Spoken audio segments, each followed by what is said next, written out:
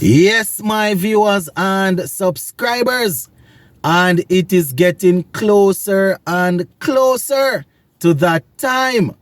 West Indies versus England, the second ODI game of the series.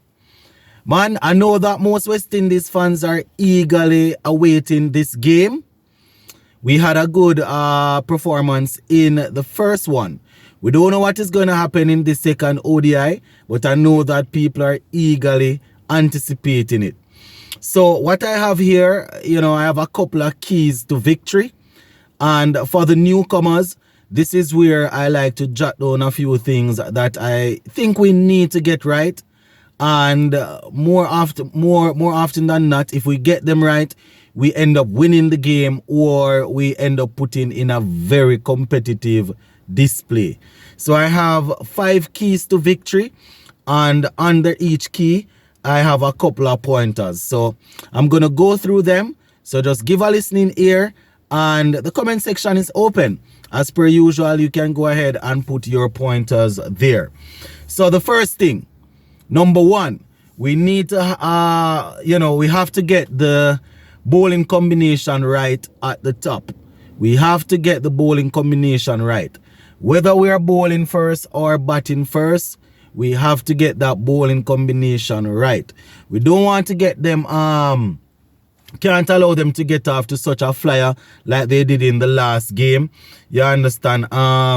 We have to make sure that we're hunting in pairs. We always say this. We don't want one man consistently applying pressure and searching for wickets, and at the next end it's a free-for-all. 6 here, 4 there, all over the place. So we have to hunt in pairs, right? We want to make sure that we're not allowing anybody to feel overly pressured, right? So we have to do that way when we're searching for wickets. So one man is holding the end tight, one end tight, the next one is searching for wicket. So the one that is searching for wickets, obviously they might go for some runs, because sometimes you have to experiment, you have to change up a couple of deliveries, try a few things. So we don't want, unless it is absolutely necessary, we don't want both ends experimenting at the same time. That is a way to hemorrhage runs, leak runs non-stop. So we have to figure out what the pitch wants from early and give it to the pitch. Whatever the pitch is asking for, you give it. If it is asking for short pitch deliveries, if it's working, you give it. If it is asking for deliveries that are just back of a good length, you give it. If it's asking for you to put the ball up and try and get the ball moving away from the batsman or moving into the batsman, you try that. So we have to figure out what the pitch wants from early. So the first point there, have to get the bowling combination right. When the combination is right, the guys need to figure out how they're going to hunt in pairs for wickets. The second thing, fielders have to do better, and it is no exception. I was listening to something on Sportsmax, and Fazir Mohammed said, he's not going to cut anybody slack, anybody that is in the field and misfeeling. You understand? You are there for a period of time in the field. You have to back the bowler up. You have to back all the bowlers up. Can't be dropping catches, can't allow ground balls to go through the legs. So it's a basic part of playing the sport, my people. Can't let anybody go scotch free for that. You understand? Last game we effected 2 runouts, and that really helped us. It helped us, my people. So we need to be vigilant. Batsmen need to be second guessing themselves when they hit the ball to our fielders. Should they take 1? Should they try for 2? They should be second guessing. And when you are second guessing as a batsman, that is going to create doubt and confusion and chaos in the middle. So we need to be intense in the field. You understand? The catches go without saying. You have to catch the ball. You can't drop the catches. Right, you have to catch the balls. It goes without saying. The next thing, the skip need to make sure that the field placement is getting the field placement right. I didn't overly have any problem with skipping his first game, so he just needs to continue to get it right. Number 3, we need the top order. We need a top order batter to get a big one. It's the same thing I said prior to the first game. A top order batsman need to get a big one, and then the others need to bat around. You understand? If one of the top order get a century again, we will work with that. Whether we are batting or first or chasing. somebody needs to get a century, and then the others need to get some big half centuries. If they are not able to go on, they need big half centuries. So we're looking at the top 5. Somebody in the top 5 need a century, and then the others, you know, can get some big half centuries. If you get 2 centuries, nothing wrong. But if you can't get another century, we need some big half centuries, and we need everybody chipping in. Specialist batsmen need to chip in. I have always said that I don't want the whole heap of bits and pieces cricketers in the team. So they have specialists in there. So the specialist batsmen, they need to bat. They need to perform.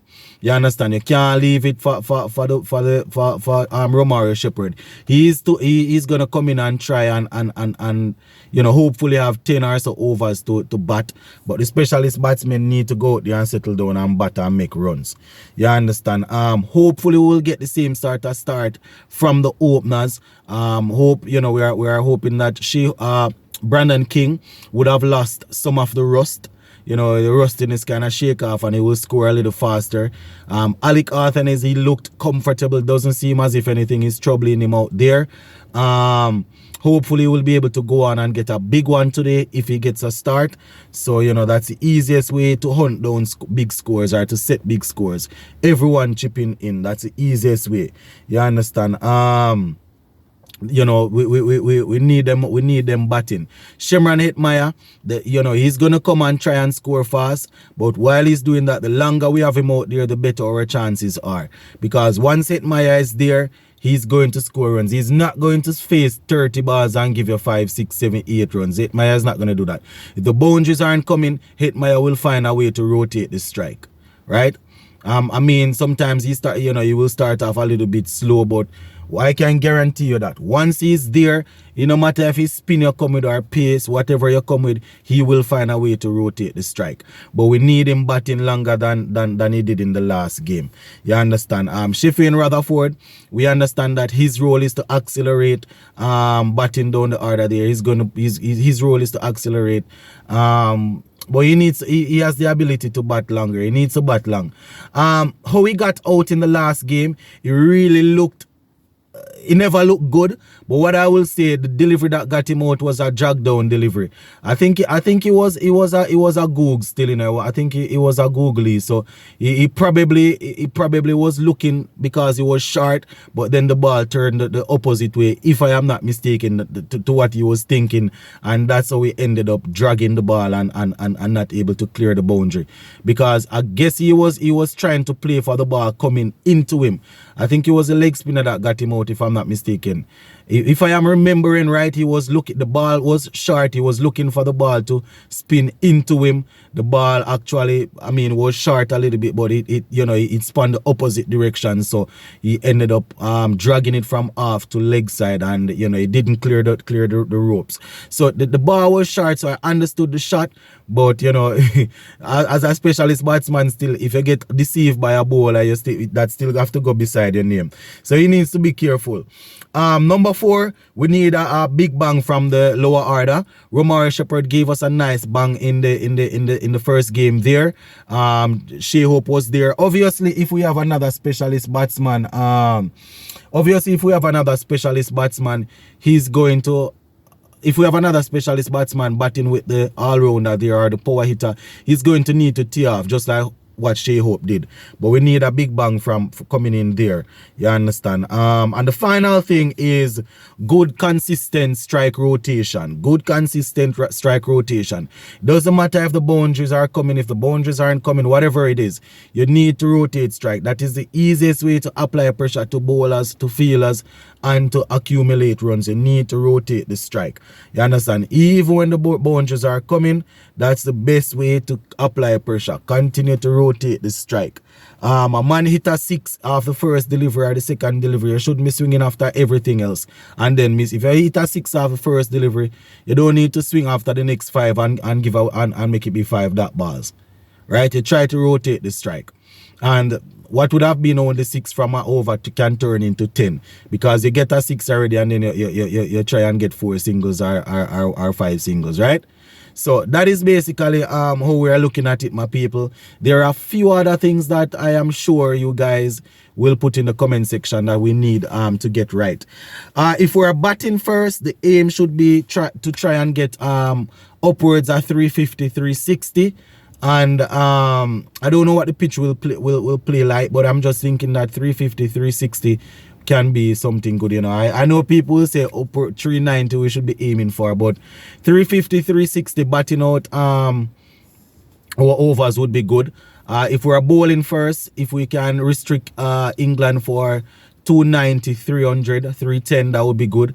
I mean, we don't always score 300 runs, so asking our team to restrict them for 310 might be asking too much, because you know we might end up score 250 or 260. If we can restrict them for anything lower, it would be good, but the realistic target the bowler should give themselves is to get them for 295, somewhere there about, and then that would have been a good day's work from the bowlers, and then we would have to put the charge to the batsmen to go out there and get the runs. But that is pretty much it for now, my people. I think the game starts at 12:30. So just continue to stay tuned to the channel, and we will see how it goes from there. Big up on yourself, my peeps. Stay safe.